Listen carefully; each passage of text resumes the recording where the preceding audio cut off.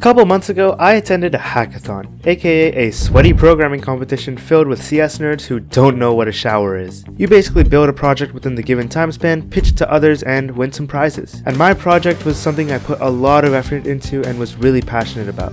It was a game about teaching music theory, and I received many compliments and much praise for it from others at the hackathon. I worked day and night on this project, without any sleep or caffeine, and when the time came to pitch to the judges, I was super excited, only to find out that neither of them were really musicians. No hate to these judges at all, they were both super kind, but they didn't seem to fully understand the project because of their lack of experience with music and what my project was trying to accomplish. Not to mention, my project was riddled with bugs, and I didn't have time to fix all of them. So, I left the hackathon empty-handed and disappointed. I wondered if I had just put in a little more effort that maybe this would have turned out differently. And then, it hit me. A variation of the idea of my original project. So interesting and so unique it was sure to be a hit.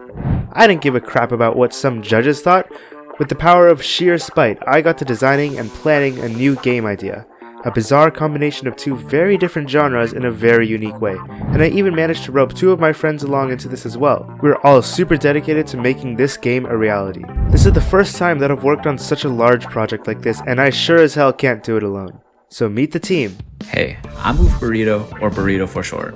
I'm a comp-sci student currently working towards cybersecurity certification for Google and AWS. A while back, Griffin reached out in a group chat I was lurking in and asked for a team to work on a game with him. I was like, hey, I know how to code, and I kinda like game dev, so why not join? And now, I'm here working for Goose Club Studios part-time. And I'm the guy from the intro. You can call me Griffin. And last but definitely not least, our lead artist Goose. Although you won't be hearing much directly from him in the devlogs, he's really important to the team. We are working super closely with Goose to develop an impactful art style for our game. And speaking of our game, what is our super revolutionary idea, you may ask? Imagine a rhythm game like Osu, mixed in with the platformer like Mario. A game that teaches the player how to use key musical concepts to their advantage. A game that integrates music into its storyline and gameplay. And a game that breaks the barrier between two very different genres. We'll be explaining more of the specifics in the coming devlogs, but here's the main game idea. The land of Sonus is a special place where music was once cherished and is now banned.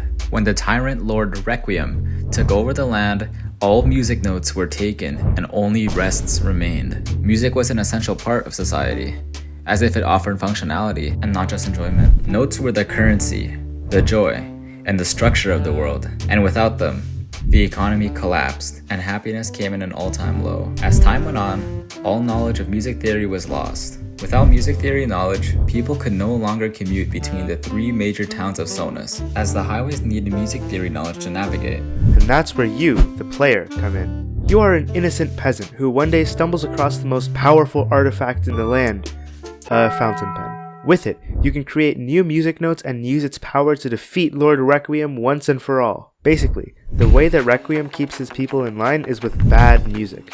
Although music theory knowledge has been basically wiped from the land, Requiem's guards are equipped with a little piece of paper with a little bit of music theory knowledge on them in case of emergencies. And with their limited supply of notes, they use this knowledge to create bad music and keep people in line. Kinda like Taylor Swift. The player can engage in combat with these guards using music theory based mechanics to slowly bring music back to the land and learn more theory in the process. The player is going to jump from note to note on the staff in time and staying on the notes for the right durations.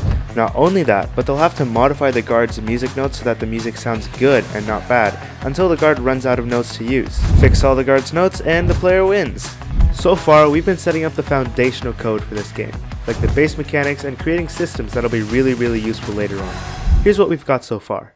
I've gotten my hands dirty working on some basic character movement and a grid to build our worlds on. It's a simple WASD movement utilizing Unity's input system. Additionally, I've implemented a tile map to give us a canvas to paint our world on. Using this system, we're literally able to paint tiles. Oh, and don't mind the tiles right now, they're temporary. Aside from the movement, I made a simple preset to create quests. You can easily edit a quest's information without even needing to open up your code editor. This system allows you to change properties like a quest's name, description, rewards, prerequisite quests, and required stats.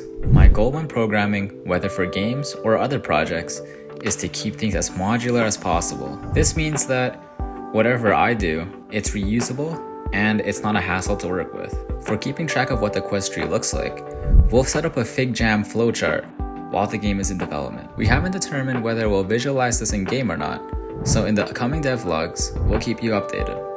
While Burrito was implementing all of those features, I was busy setting up our MIDI parser. This is a system that basically takes a MIDI file input and converts it into the in-game notes the player can jump on. This is going to be how we're going to manage the whole music combat system, because hard coding every single song doesn't sound too fun. So later, when we start building more on the combat system, the background music will be an audio file, while the melody line that the player jumps on will be a MIDI file, and it'll be parsed through this system. I had some weird troubles at the start. Bye, have a great time. What the heck? And some others. Okay. Maybe that did something? Hell no. But I did eventually get all of this working. It basically goes through the MIDI file and copies all the note attributes into a useful format. The pitch, duration, and timings of the notes all get transferred over. A visual gets assigned to all these notes and they're split up into bars. The bars are what actually gets moved and shown on screen. The notes are set as children of the bars so that they move along with the bar. Yeah, it looks kind of ugly right now, but it's temporary. As for our artist Goose, he's gone through tons of concept art to incorporate into our game. So far, he's come up with a few little sketches of characters which may make an appearance in the game. At the moment, we're still making decisions regarding the game's art direction, such as the style and a flat or isometric design. Now, some of you may be musicians and also may be asking, how are you going to teach all this to the player? Music is a very complicated discipline and it can't really be learned that well through some 2D platformer. This whole idea and everything we're talking about may seem really complicated and hard, if not impossible to pull off. But trust me when I say that we've come up with some pretty ingenious solutions to these problems, if I do say so myself, and we can't wait to share them all with you. So if you want to stick around with us for the ride, make sure to hit that subscribe button and leave a like, as it would really help us in supporting this project. See you in the next devlog.